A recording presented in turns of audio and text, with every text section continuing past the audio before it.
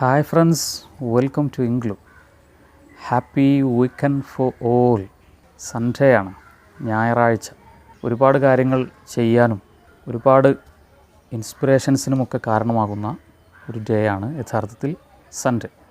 വ്യത്യസ്ത ഫീൽഡുകളിൽ പ്രവർത്തിക്കുന്ന ഏതൊരാൾക്കും, ഓൺട്രപ്രന്യേഴ്സ്, വർക്കേഴ്സ്, ടീച്ചേഴ്സ്, ഡോക്ടേഴ്സ്, ആരാണെങ്കിലും വ്യത്യസ്തങ്ങളായി ഒരുപാട് കാര്യങ്ങൾ ചെയ്യാനും പുതിയ വീക്കിലേക്ക് കാര്യങ്ങൾ പ്ലാൻ ചെയ്യാനുമൊക്കെയുള്ള സമയമാണല്ലോ യഥാർത്ഥത്തിൽ സൺഡേ. അങ്ങനെ തന്നെ പരമാവധി ഉപയോഗപ്പെടുത്താൻ നമുക്ക് കഴിയട്ടെ എന്നതാണ് എൻ്റെ പ്രാർത്ഥന. എനിവേ, ഇംഗ്ലീഷ് പേടി, ഫിയർ ഓഫ് ഇംഗ്ലീഷ് നമ്മിൽ പലർക്കുമുള്ളതാണ്. യഥാർത്ഥത്തിൽ നമുക്ക് ഇംഗ്ലീഷ് അറിയാത്തത് കൊണ്ടല്ല. ഒരുപക്ഷെ നമ്മൾ ഒരു ദിവസം ഏറ്റവും കൂടുതൽ ഉപയോഗിക്കുന്ന വാക്കുകൾ ഇംഗ്ലീഷായിരിക്കും. എന്നാൽ പോലും നമ്മൾ ഇംഗ്ലീഷിനെ പേടിക്കുന്നു എന്നതാണ് വലിയ തമാശ. എങ്ങനെയാണ് നമുക്ക് ഇംഗ്ലീഷ് പേടി മാറ്റിയെടുക്കാൻ കഴിയുക? 2-3 തരം പേടികളാണ് പ്രധാനമായും ഇംഗ്ലീഷിൻ്റെ വിഷയത്തിൽ, അതല്ലെങ്കിൽ പുതിയ ഏതൊരു ലാംഗ്വേജിൻ്റെയും വിഷയത്തിൽ നമുക്കുണ്ടാവുന്നത്. ഒന്ന്, പറഞ്ഞാൽ തെറ്റിപ്പോകുമോ എന്ന പേടിയാണ്. യഥാർത്ഥത്തിൽ നമ്മൾ ഇങ്ങനെ പേടിക്കേണ്ട കാര്യമുണ്ടോ? പറഞ്ഞാൽ തെറ്റിപ്പോയി എന്നാൽ എന്താണ് സംഭവിക്കുന്നത്? ഒന്നും സംഭവിക്കില്ല. നമ്മൾ വെറുതെ പേടിക്കുന്നു, നമ്മൾ ആശങ്കപ്പെടുന്നു, തെറ്റിപ്പോകുമോ എന്ന്. ട്രയൽ ആൻഡ് എറർ എന്ന് നിങ്ങൾ കേട്ട് കാണും. Trial and error. ട്രയൽ ചെയ്യുക, തെറ്റിക്കുക, ട്രയൽ ചെയ്യുക, തെറ്റിക്കുക. വളരെ പ്രധാനപ്പെട്ട ഒരു മാനേജ്മെൻറ്റ് പോളിസിയിൽപ്പെട്ട ഒന്നാണ് ട്രയൽ ആൻഡ് എറർ. ചില കാര്യങ്ങൾ ചെയ്തു നോക്കിയാലേ നമുക്ക് അത് തിരുത്താൻ കഴിയുകയുള്ളൂ. അപ്പോൾ 1-2 തവണ, അതല്ലെങ്കിൽ 3-4 തവണയൊക്കെ നമ്മൾ പറഞ്ഞ് തെറ്റി എന്നത് ഒരു പ്രശ്നമേ ആവുന്നില്ല.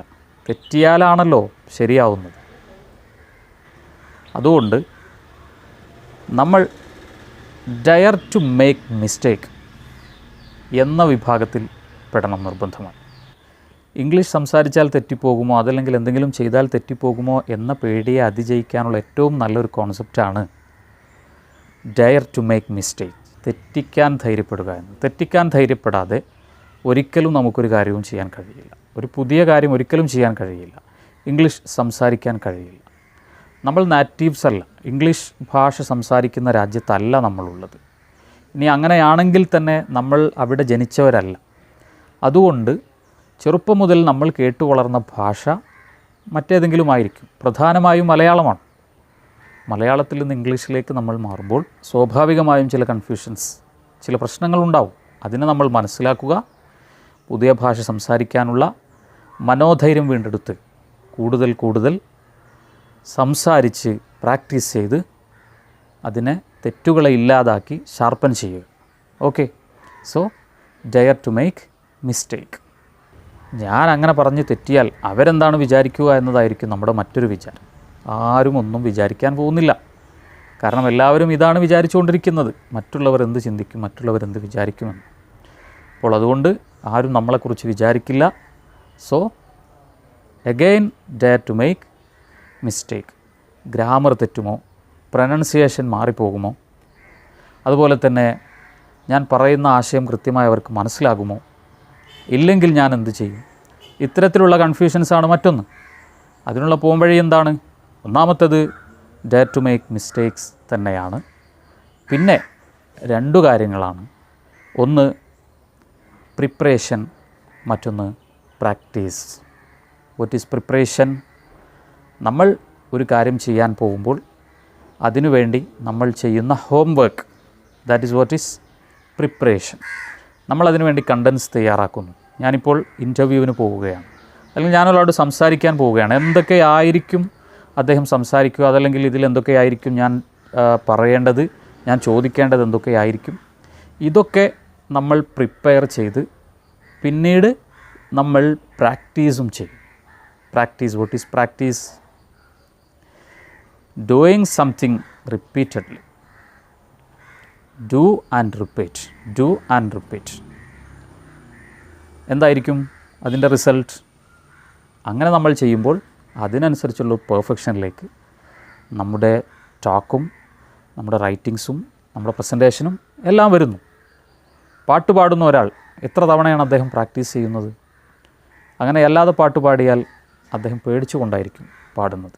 ഒരു പക്ഷേ തെറ്റിപ്പോവാനും സാധ്യതയുണ്ട്. അതുപോലെ തന്നെ നമ്മൾ എന്ത് ചെയ്യാൻ ഒരുങ്ങുമ്പോഴും അതിനു മുൻപ് നമ്മൾ പ്രിപ്പറേഷനും പ്രാക്ടീസും ചെയ്യുകയാണെങ്കിൽ നമുക്ക് ഒന്നും പേടിക്കാനുണ്ടാവില്ല. അതുമാത്രമല്ല, തെറ്റിപ്പോയാലും അതിന് പകരം ചേർക്കേണ്ട മറ്റൊരു വാക്ക് അതല്ലെങ്കിൽ മറ്റെന്തെങ്കിലും ടാറ്റിക്സ് നമ്മുടെ മനസ്സിലേക്ക് കടന്നു വരും, നമ്മളത് പ്രയോഗിക്കും. അപ്പോൾ അങ്ങനെയൊക്കെയാണ് ഫിയർ ഓഫ് ഇംഗ്ലീഷ് അല്ലെങ്കിൽ ഫിയർ ഓഫ് സ്പീക്കിംഗ് ഇംഗ്ലീഷിനെ നമുക്ക് ഓവർകം ചെയ്യാൻ സാധിക്കുന്നത്. അതുപോലെ തന്നെ ഇംഗ്ലീഷ് നമ്മൾ ഒറ്റയടിക്കങ്ങ് ലേൺ ചെയ്യാം എന്ന് കരുതിയാൽ നടന്നുകൊള്ളണമെന്നില്ല. തുടക്കത്തിൽ പറഞ്ഞ പോലെ പുതിയ ഏതൊരു ലാംഗ്വേജും പുതിയ ഏതൊരു കാര്യവും നമ്മൾ പഠിച്ചെടുക്കുമ്പോൾ അതിന് കുറച്ച് സാവകാശം നമ്മൾ നൽകണം. ഗ്രാജ്വലി നമ്മിൽ ചേഞ്ച് വന്ന് തീരെ ഇംഗ്ലീഷ് അറിയാത്ത ആളുകളാണെങ്കിൽ പോലും നിരന്തരം നമ്മളതിൽ പരിശ്രമിക്കുകയും പ്രാക്ടീസ് ചെയ്യുകയും ചെയ്യുമ്പോൾ, കണ്ടിന്യൂസായി നമ്മളതിൻ്റെ പിന്നാലെ കൂടുമ്പോൾ, കുറച്ച് കഴിയുമ്പോൾ അതിൽ വരുന്ന വ്യത്യാസം, ചേഞ്ച് എല്ലാം നമുക്ക് കാണാൻ സാധിക്കും. നമുക്ക് തന്നെ മനസ്സിലാവും ഞാൻ മെച്ചപ്പെട്ടു വരുന്നുണ്ട് എന്ന്, ഐ ആം ഗെറ്റിംഗ് ബെറ്റർ എന്ന്. അപ്പോൾ നമ്മൾ കോൺഫിഡൻ്റ് ആവും, നമുക്ക് കൂടുതൽ പഠിക്കാനുള്ള ഉത്സാഹമുണ്ടാവും, നമ്മൾ കൂടുതൽ കോണ്ടക്സ്റ്റലായിട്ടുള്ള ഇംഗ്ലീഷുകൾ പഠിച്ചുകൊണ്ടിരിക്കും. അപ്പോൾ അത്തരം കാര്യങ്ങളിൽ കൂടുതൽ ശ്രദ്ധ ചെലുത്തുകയും ഇതിനാവശ്യമായ ഒരു പോസിറ്റീവ് ആംബിയൻസ് ഉള്ള കൂട്ടുകാരുടെ കൂടെ പരമാവധി സമയം ചെലവഴിക്കാൻ ശ്രമിക്കുകയും ചെയ്യുക.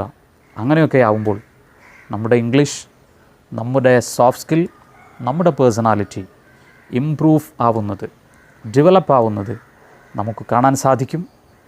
എല്ലാവർക്കും ഒരിക്കൽ കൂടി ഹാപ്പി വീക്കെൻഡ് ആശംസിച്ചുകൊണ്ട് വളരെ ഇഫക്റ്റീവ് ആയി ഈ ദിവസം ചിലവഴിക്കാൻ എല്ലാവർക്കും സാധിക്കട്ടെ. Thank you. Bye. Take care.